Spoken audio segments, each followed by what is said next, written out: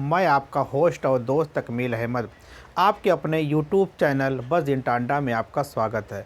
जैसा कि आप जानते हैं कि बज़ इन टांडा यूट्यूब चैनल में आपको हलचलें मिलती रहती हैं।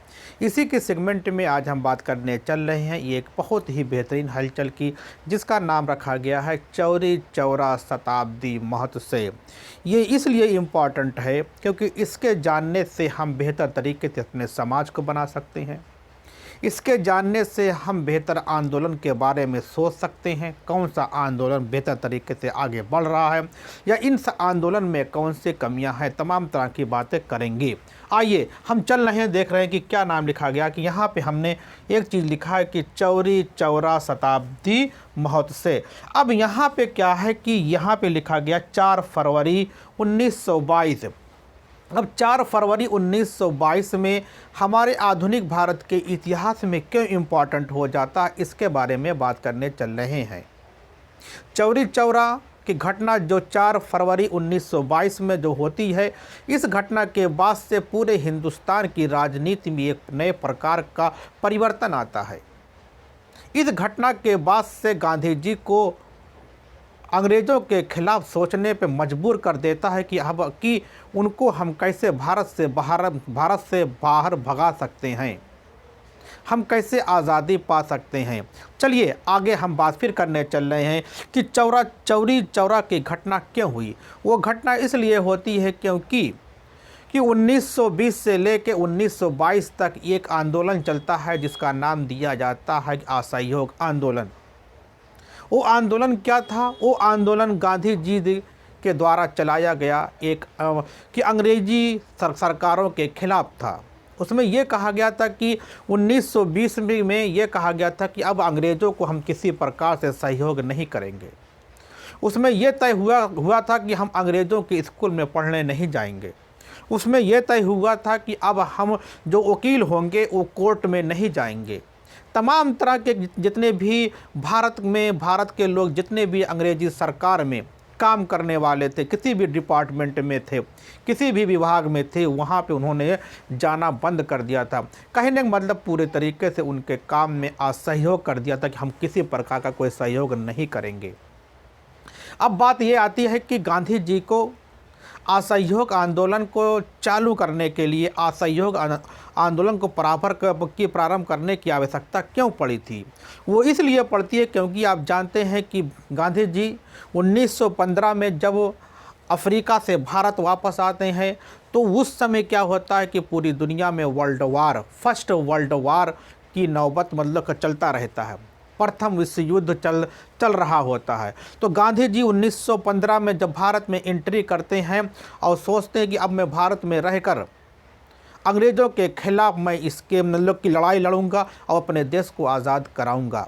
इसके बाद क्या करते हैं कि 1915 से लेकर 1917 तक लगातार 2 सालों तक पूरे भारत का भ्रमण करते हैं और ये जानने का प्रयास करते हैं कि क्या भारत के लोग अंग्रेज़ों के खिलाफ अभी हुए कि नहीं हुए हैं। क्या उनको कि अंग्रेज़ों की पॉलिसियां समझ में आती हैं कि नहीं आती हैं।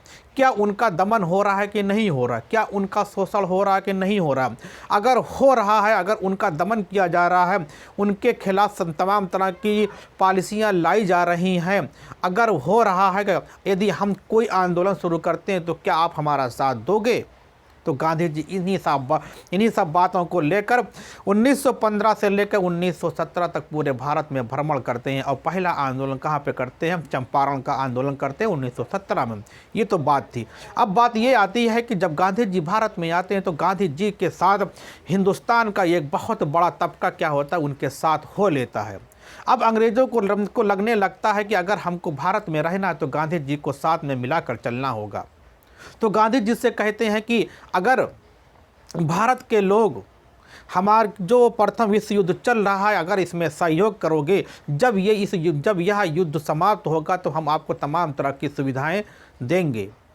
इसीलिए कहते हैं कि जब फिर क्या था कि उसके बाद तो फिर क्या होता कि गांधी जी के कहने पर भारत के लोग ब्रिटिश अंग्रेज़ों मतलब इंग्लैंड के लोगों का साथ देना प्रारंभ कर देते हैं। जब 1918 में प्रथम विश्व युद्ध समाप्त हो जाता है तो अब गांधी जी को लगता है कि अंग्रेज़ों के द्वारा हमको तमाम तरह की सहूलियतें दी जाएंगी। लेकिन कुछ भी नहीं मिलती हैं। यहाँ तक कि जब 1919 का अधिनियम आता उसमें भी हमको कुछ भी नहीं मिलता है। तो गांधी जी कहीं ना कहीं इससे आहत होते हैं कि हमारे साथ छला गया है। इसी के दरमियान फिर क्या होता है कि अब फिर जो एक नया एक्ट आता जिसका नाम रखा जाता रोलेट एक्ट। इस एक्ट में ये प्रावधान किया जाता है कि अगर कोई अंग्रेजी सरकार के खिलाफ कोई भारतीय उसमें आंदोलन करता तो उसको बगैर कुछ मतलब उसकी छानबीन किए उसको पूरे तरीके से उसको जेल में डाल दिया जाएगा और बहुत दिनों तक छोड़ा नहीं जाएगा।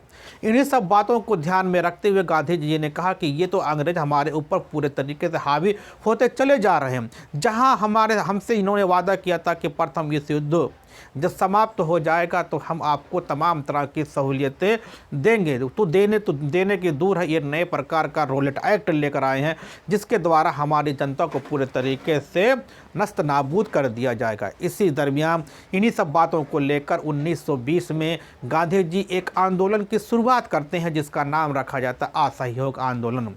मैंने पहले ही अपने की भाषण में मतलब पहले ही लेक्चर में बता दिया था कि इन्होंने जब ये आंदोलन शुरू होता है तो भारत का कोई भी नागरिक अंग्रेज़ों का साथ नहीं देता है।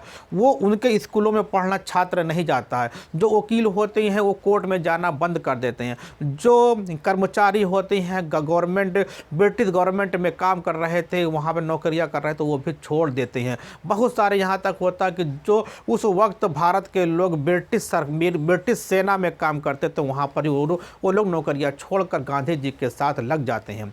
और गांधी जी ने ये एक बात कहा था कि ये कही थी अगर भारत के लोग 1920 में ये कहा था अगर भारत के लोग 1 साल तक तन मन धन के साथ मेरा साथ देते हैं तो मैं आपसे उनकी वादा करता हूं कि मैं आपको आज़ादी दिला सकता हूं।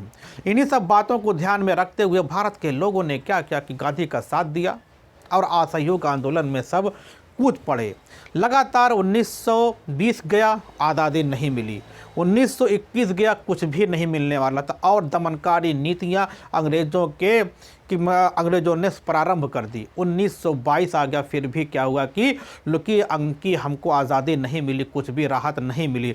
अब लोगों ने ये सोचा कि हम तो 1 साल के लिए आए थे, अब 2 साल हो गया, 1922 आ गया कि हमको कुछ भी मिलने वाला नहीं। अब क्या गांधी जी भी सोचने लगते हैं कि हम 2 साल हो गया लेकिन हम इनको कुछ बेहतर तरीके से इसको दिला नहीं पाए हैं, इसलिए आंदोलन कहीं ना कहीं कमज़ोर पड़ सकता है।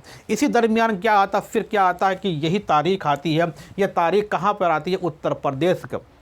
उस समय उत्तर प्रदेश का एक ज़िला था, क्या आज भी वो ज़िला है जिसका नाम है गोरखपुर में एक ज़िला है जिसका नाम मतलब कि वहाँ पे गोरखपुर में एक जगह है जिसका नाम है चौरी चौरा। यहाँ पे 4 फरवरी को ये मतलब कि भारत के नागरिकों के बीच और जो ब्रिटिश सेना थी उनके बीच क्या होता घमासान हो जाता है।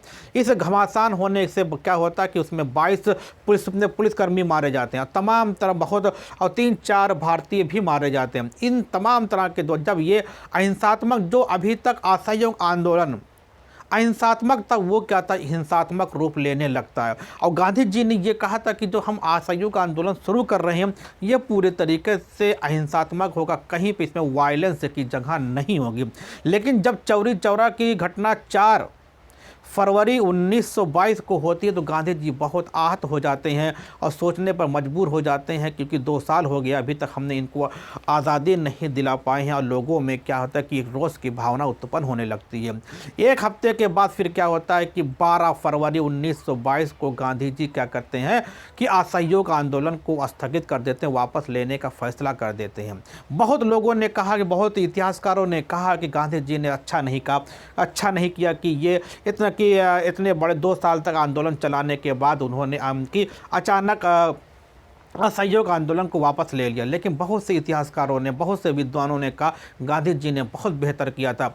अब गांधी जी ने वापस क्यों लिया था? उनका तर्क था कि उन्होंने कहा कि मैंने 1 साल के लिए 1 साल को लेकर आया था कि मैं 1 साल के अंदर अपने नागरिकों को भारत की गुलामी से मुक्त करा दूंगा, लेकिन जो ऐसा नहीं हो पाया।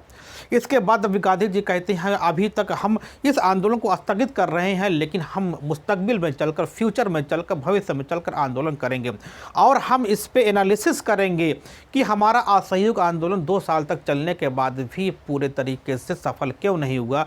तमाम तरह की एनालिसिस करने के बाद फिर वो घड़ी आती है कि इसके 20 साल के बाद 1942 1942 में भारत छोड़ो आंदोलन गांधी जी ही शुरू करते हैं और जो कमियां असहयोग आंदोलन में रह गई थी उन कमियों को दूर करते हुए सन 1942 में भारत छोड़ो आंदोलन के द्वारा अंग्रेज़ों को ये लग जाता है कि अब हमको यहाँ पर रहने के लिए कोई जगह बची नहीं है, इसलिए वह हमको झुमकी छोड़ के जाना पड़ता है। उसी के परिप्रेक्ष्य में क्या होता है कि 15 अगस्त 1947 को भारत आज़ाद हो जाता है।